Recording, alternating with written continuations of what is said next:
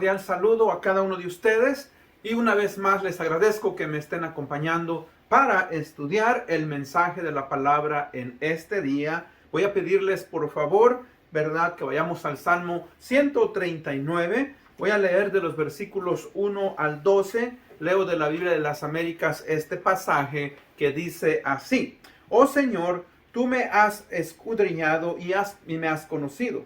Tú conoces mi sentarme y mi levantarme, desde lejos comprendes mis pensamientos. Tú escudriñas mi senda y mi descanso y conoces bien todos mis caminos. Aún antes de que haya palabra en mi boca, oh Señor, tú ya la conoces toda.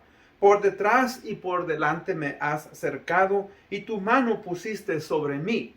Tal conocimiento es demasiado maravilloso para mí, es muy elevado y no lo puedo alcanzar. ¿A dónde me iré de tu espíritu y a dónde huiré de tu presencia? Si subo a los cielos, ahí estás tú. Y si en el Seol preparo mi lecho, allí tú estás. Si tomo las alas del alba y si habito en lo más remoto del mar, aún allí me guiará tu mano y me tomará tu diestra. Si digo ciertamente las tinieblas me envolverán y la luz a mi alrededor será noche, ni aun las tinieblas son oscuras para ti, y la noche brilla como el día. Las tinieblas y la luz son iguales para ti.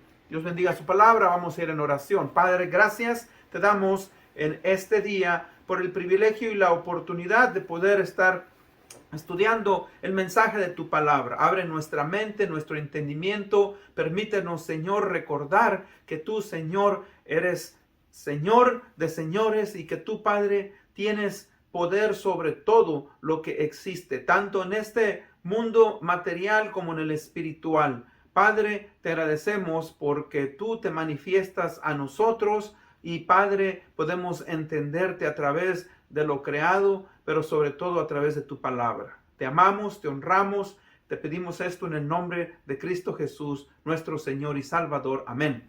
Bueno, como ustedes saben, comenzamos una nueva serie. Esta serie, ¿verdad?, está basada en los atributos de Dios. Hoy vamos a enfocarnos en dos atributos. Este pasaje que acabamos de leer del Salmo 139 del 1 al 12 nos habla de dos de los atributos de Dios: la omnisciencia y la omnipresencia de Dios.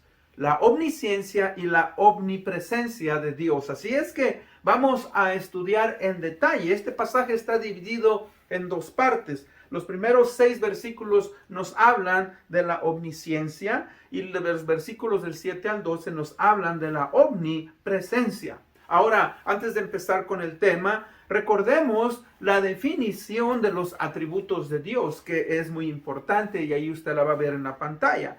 Dijimos que los atributos de Dios son las perfecciones o cualidades divinas que nos son reveladas de Él por medio de las Escrituras o que nos son manifestadas visiblemente por medio de las obras de su creación, de su providencia y su redención. O sea, podemos verlo de esa manera. Su poder, ¿verdad?, su justicia, tantas cosas que nosotros obviamente podemos entender a través de su palabra.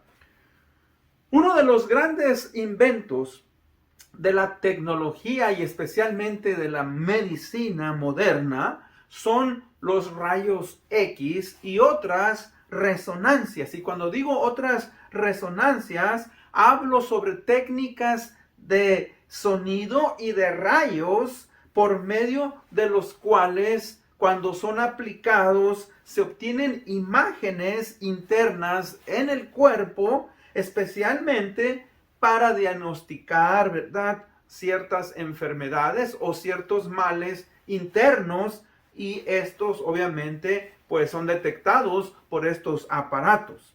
Fíjese que estas resonancias, estos rayos especiales nos han ayudado grandemente en la medicina para el bienestar de obviamente todos nosotros los seres humanos.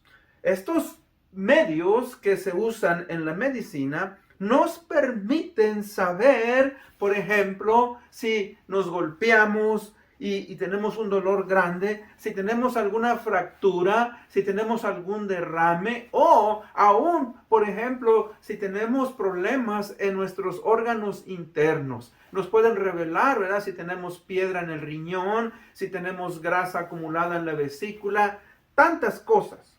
Así que fíjese que una persona no puede percibir eso y nos da dolor, pero cuando usted va y le hacen esas resonancias es algo formidable. Ahora, esas cosas que nos dejan ver estos aparatos, obviamente que no son visibles para el ojo humano, pero ellas pueden revelar ciertas condiciones de nuestra salud y de esa manera los doctores pueden, ¿verdad?, ayudarnos, pueden hacer recetarnos ciertos medicamentos, hacer operaciones y así nosotros mejorar en nuestra salud. Ahora, de la misma manera que acabamos de leer, en este salmo que estamos estudiando el día de hoy, vamos a ver, ¿verdad?, ciertos atributos de Dios. Aquí se nos hablan de dos atributos en este pasaje, la omnipresencia y la omnisciencia de Dios. Y posiblemente este pasaje, este Salmo 139, ¿verdad?, sea una de las discusiones más exhaustivas en la palabra de Dios en cuanto, ¿verdad?, a la omnisciencia y la omnipresencia de Dios. Es algo que muchos de nosotros no podemos lograr a entender. No entendemos, ¿verdad?, cómo es que un Dios tan vasto, un Dios tan grande, quien creó todo el universo, también pueda a nosotros conocernos. Fíjese que es algo que nosotros muchas veces pasamos desapercibido. Tengo una pregunta. La pregunta es, ¿necesita Dios permiso para conocer al ser humano? La respuesta obviamente es no. O sea que la omnisciencia, la omnipresencia de Dios se hace realidad en todas las personas creadas por Él. Y vemos que este salmo fue escrito precisamente por el rey David. David, ¿verdad?, fue un gran hombre de Dios, fue un gran poeta y sobre todo fue un gran teólogo. Y él, ¿verdad?, al analizar y escudriñar y ver, ¿verdad?, su posición delante de Dios, él expresa dentro de sí mismo esa grandeza. Él percibe por medio del Espíritu Santo, ¿verdad?, algo grandioso de Dios.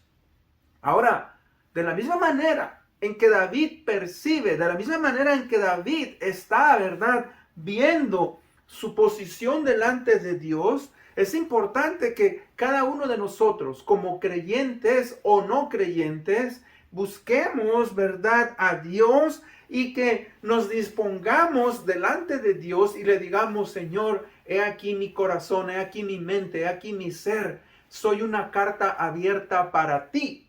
El decir que somos una carta abierta es que Él, ¿verdad?, pueda vernos y pueda conocernos. Ahora, no es que Él no nos conozca. No es que Él no pueda hacer eso. Pero es mejor cuando un individuo le dice, Señor, escudriñame, analízame, como vamos a ver más adelante. Fíjese que el ser humano tiende a querer esconder. Primeramente, tiende a esconderse de sí mismo, tiende a esconderse de otros y tiende a esconderse de Dios. El querer escondernos de Dios es algo natural, ¿verdad?, que trajo el pecado original. Génesis 3:8 dice, cuando Adán y Eva pecaron, se escondieron de Dios. Y dice Génesis 3:8, y oyeron la voz de Dios que se paseaba en el huerto al aire del día. El hombre y su mujer se escondieron de la presencia de Dios entre los árboles del huerto. Ahora, fíjese, otra pregunta. ¿Puede el hombre escapar de Dios? Obviamente no. No puede escapar de Dios.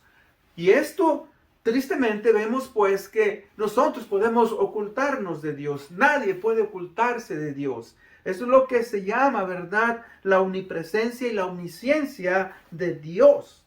Y primeramente pues vamos a analizar en estos primeros 6 versículos la omnisciencia de Dios. Dice en el versículo 1 el rey David, dice: oh Señor, tú me has escudriñado y conocido.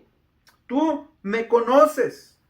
Fíjese que Dios conoce a todos los seres humanos en general. No hay escapatoria. No solamente los seres humanos, pero todo aquello, ¿verdad?, que Él ha hecho.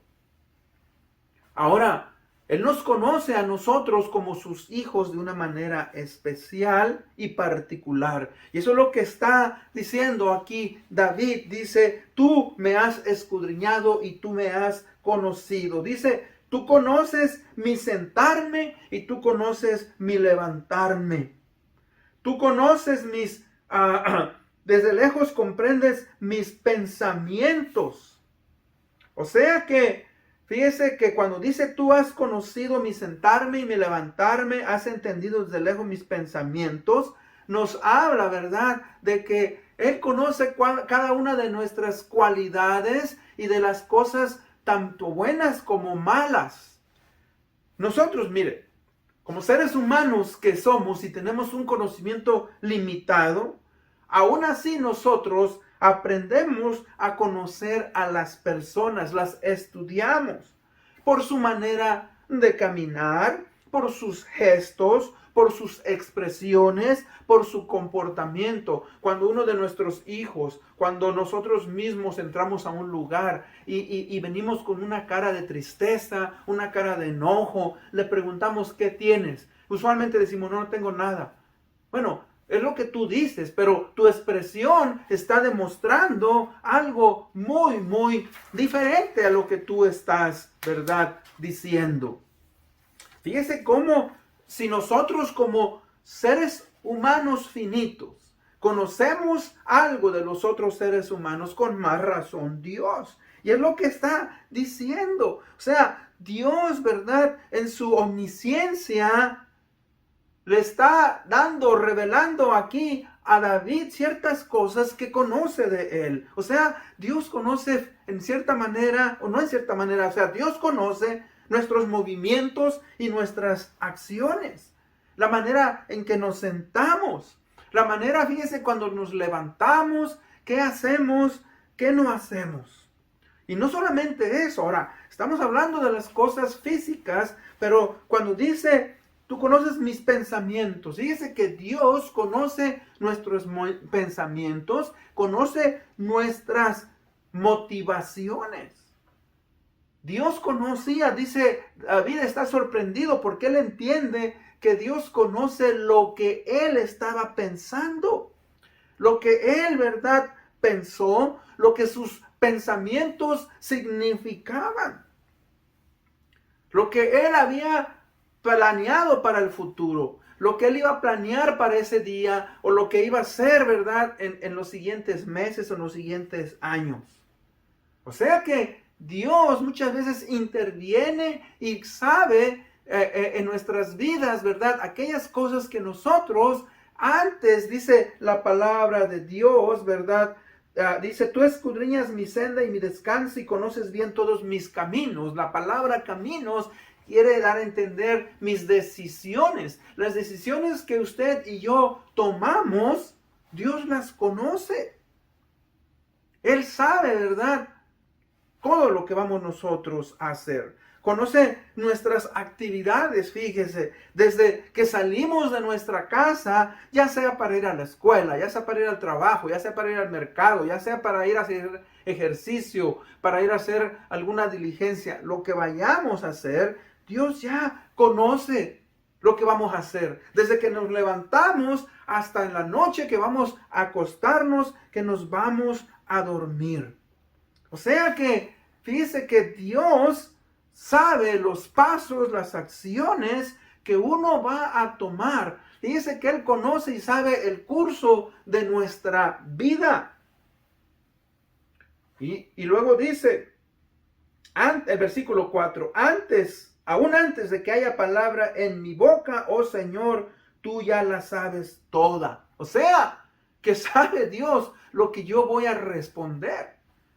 ¿De qué manera voy a responder ante los conflictos? ¿De qué manera voy a responder a otras personas, verdad? Cuando me hablan.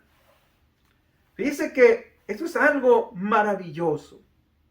El Señor sabe y sabía lo que David iba a decir. Él sabe lo que usted y yo vamos a decir. ¿Y sabe qué? Este conocimiento de Dios es algo grandioso, es algo sorprendente, es algo asombroso para nosotros los seres humanos. ¿Por qué? Porque el Señor conoce cada detalle de nuestra persona. Ese es el énfasis, ese es el enfoque. Tú sabes todo.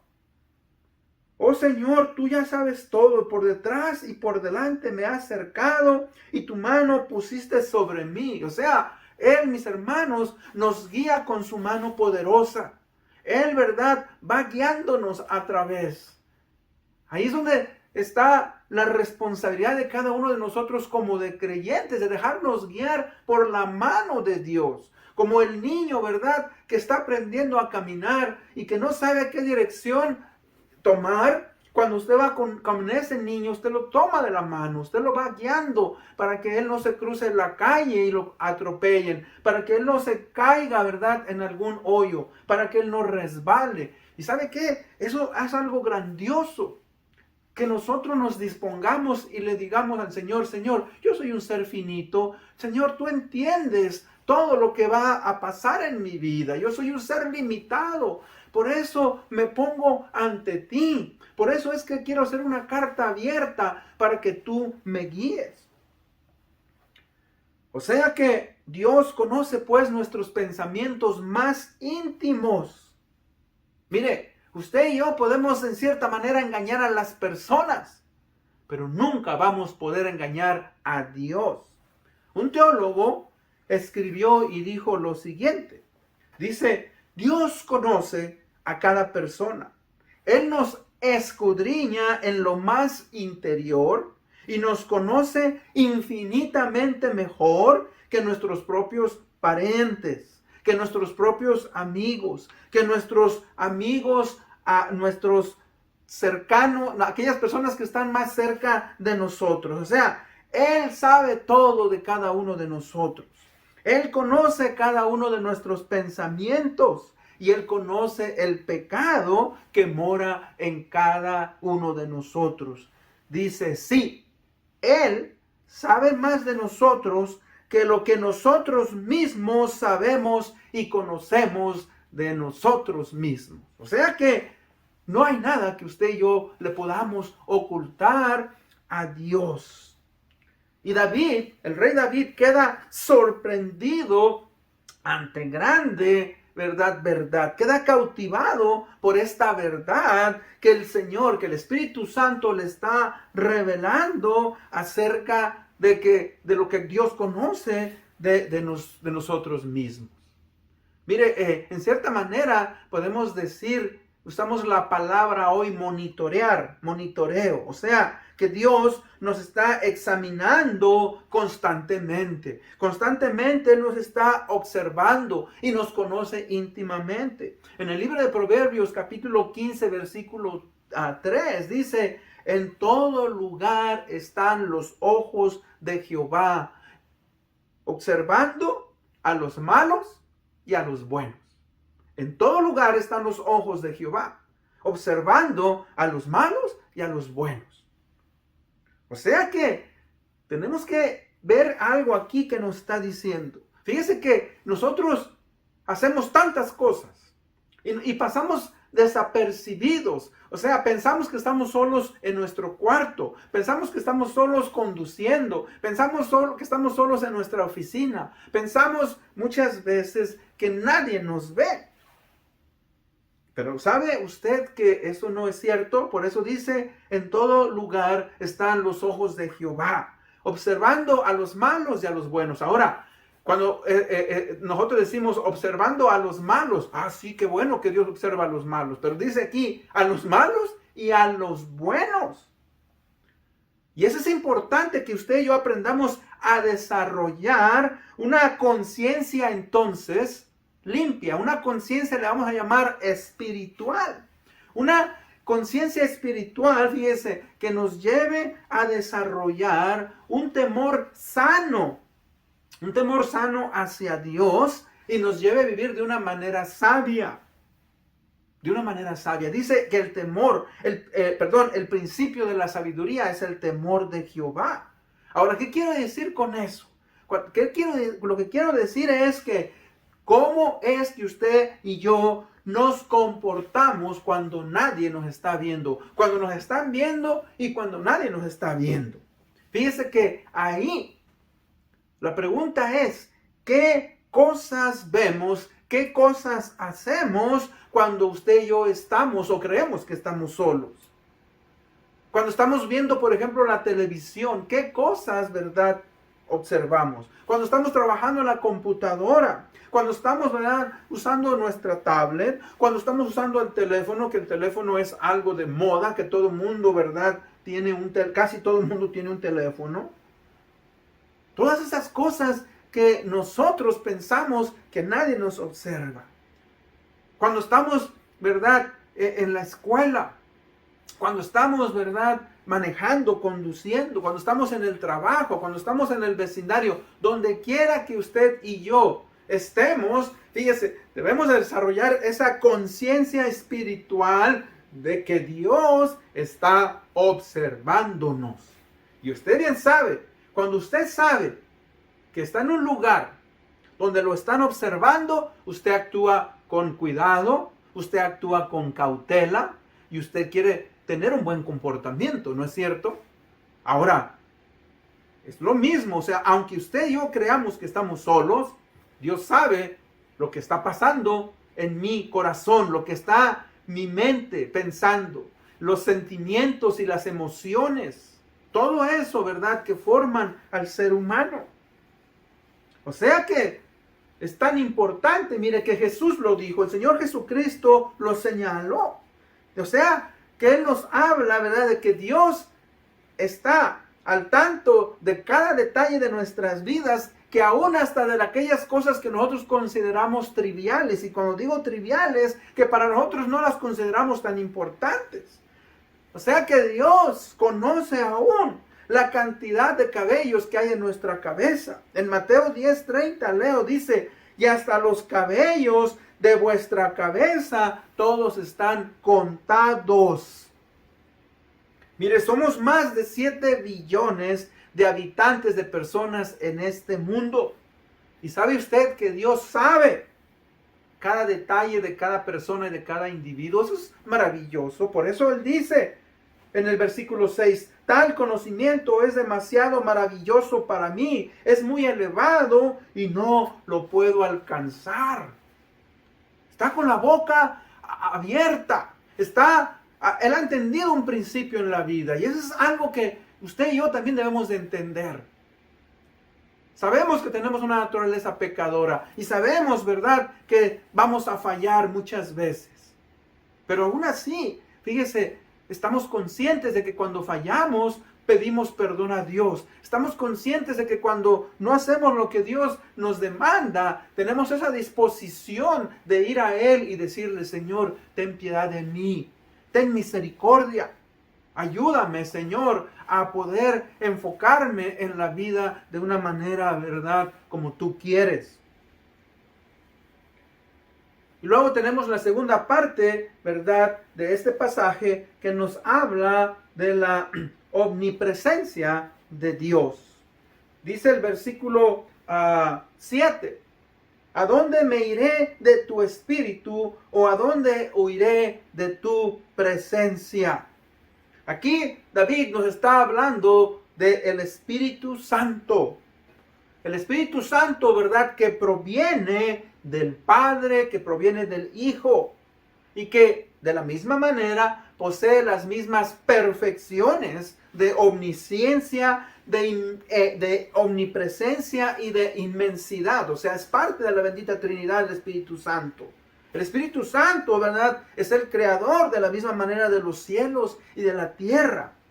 Él es, ¿verdad?, el que ha también hecho a todos los hombres, y no solamente los ha hecho, y que está presente en sus vidas. El Espíritu Santo es el que sustenta las almas de los seres humanos. O sea que no hay escapatoria de Él. No hay manera de zafarnos. Ahora, de una manera teológica, de una manera bella, ¿verdad? Él está en cada uno de nosotros los creyentes. Aquellos que hemos recibido al Señor Jesucristo como Señor y Salvador, dice su palabra que hemos sido sellados con el Espíritu Santo. Él mora en nosotros. Desde que usted nace de nuevo espiritualmente, el Espíritu Santo viene y mora en usted.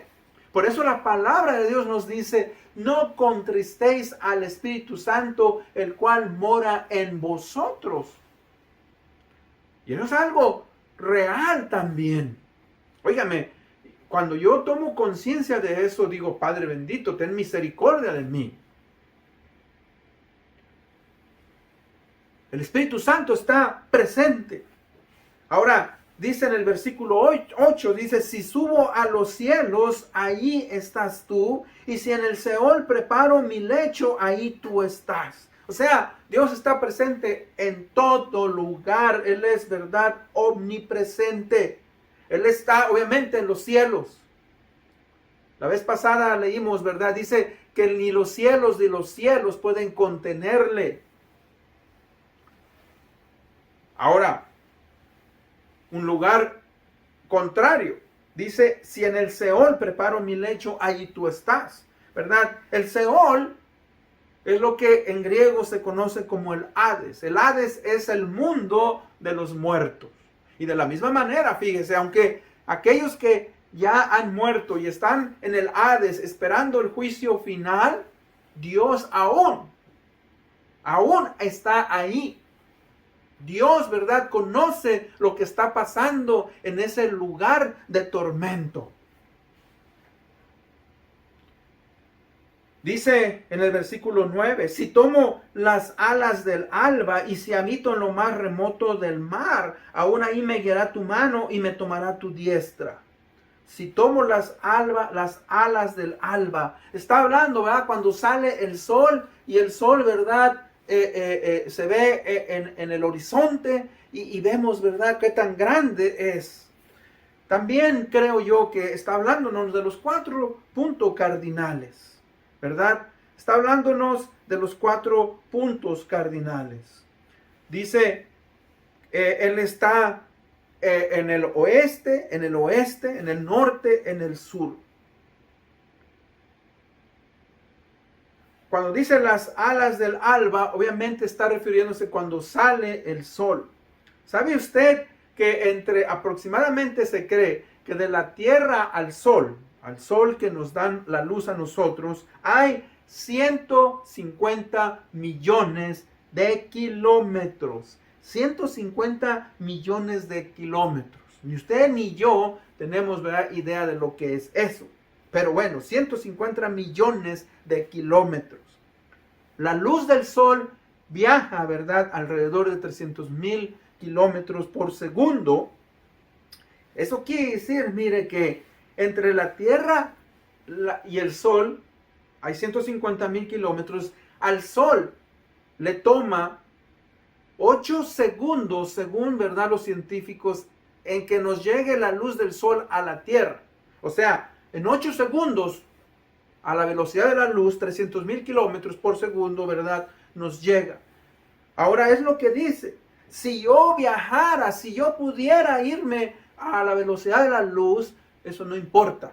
Tú, ¿verdad?, estás ahí. Dice, y si habito en lo más remoto del mar, lo más profundo del mar.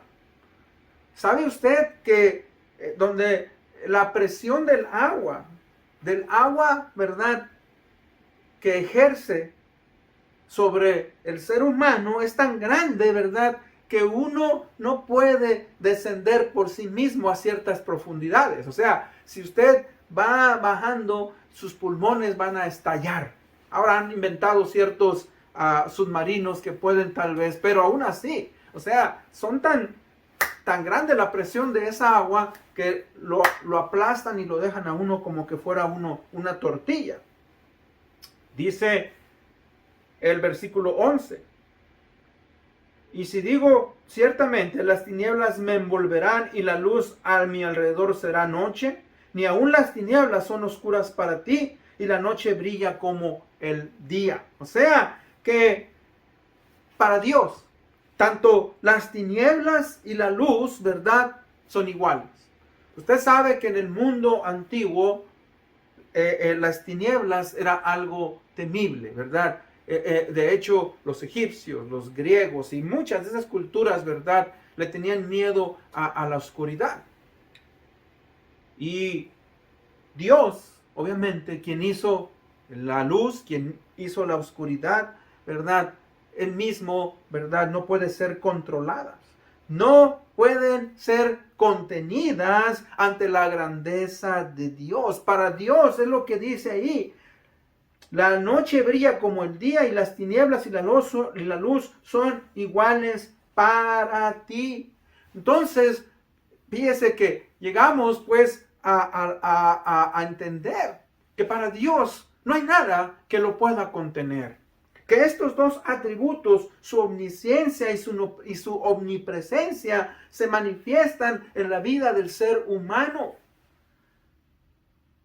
Y en conclusión, ¿verdad? Este precioso pasaje termina de esta manera. Leo yo el versículo 23 y 24. Dice, escudriñame, oh Dios, y conoce mi corazón. Pruébame y conoce mis inquietudes, y ve si hay en mí camino malo, y guíame en el camino eterno. Aquí David está concluyendo y está diciendo, Señor, conóceme. Conoce mi corazón, pruébame y conoce mis inquietudes. Pero ¿sabe qué? Él se está disponiendo delante de Dios. Él está diciendo, Señor, yo sé que tú me conoces. Yo no tengo que darte permiso. Pero ¿sabes qué? Yo quiero, Señor, que tú vengas a mi vida. Que tú me guíes. Que tú me controles. Por eso dice, y ve si hay en mí camino malo y guíame en el camino eterno. O sea, Él no quiere fallar, Él no quiere ofender a Dios. ¿Y sabe qué? Esa es la actitud que usted y yo debemos de tomar. Señor, tú me conoces, no tengo que andar yo preguntándote si quieres o no. Pero ¿sabes qué? Si quiero ser un libro abierto para ti. Yo quiero que tú seas mi guía. Yo quiero confiar en ti porque tú sabes qué es lo que va a pasar mañana. Tú sabes las tormentas. Tú sabes, ¿verdad? Las circunstancias, cómo van a cambiar en mi vida. Para que yo no me desvíe, para que yo no me amargue, para que yo, ¿verdad?, pueda honrarte y glorificarte. Fíjese que los atributos de Dios, pues, nos hablan de la perfección de Dios. Por eso es que usted y yo no debemos de temer, no debemos de ocultarnos, como Adán y Eva hicieron, se ocultaron de Dios, sin saber que Dios sabía lo que estaba pasando en sus vidas. No hay algo, ¿verdad?, que Dios no pueda hacer por nosotros de una manera mejor. Recuerde, Dios no va a hacernos hacer algo por la fuerza, no. Él quiere nuestro bien. Y Él desea, fíjese, que usted y yo aprendamos a gozarnos en su presencia. Aprendamos a tener una comunión con Él. ¿Sabe usted que hay algunas personas a quienes, no algunas, muchísimas personas, en quien cierto sentido Dios no conoce? Y cuando digo no conoce, ¿verdad?, es que tristemente no están en sus planes. Y le explico. Mire, Mateo 7, 22 al 23 dice: muchos me dirán en aquel día, Señor, Señor, ¿no profetizamos en tu nombre? Y en tu nombre echamos fuera demonios, y en tu nombre hicimos muchos milagros. Entonces les declararé, jamás los conocí, apártense de mí, los que practican la iniquidad. Fíjese que aquí está hablando de personas que creen que conocen a Dios, pero para Dios, obviamente, ¿verdad?, son ignorados. ¿Por qué? Porque tienen maldad en su corazón.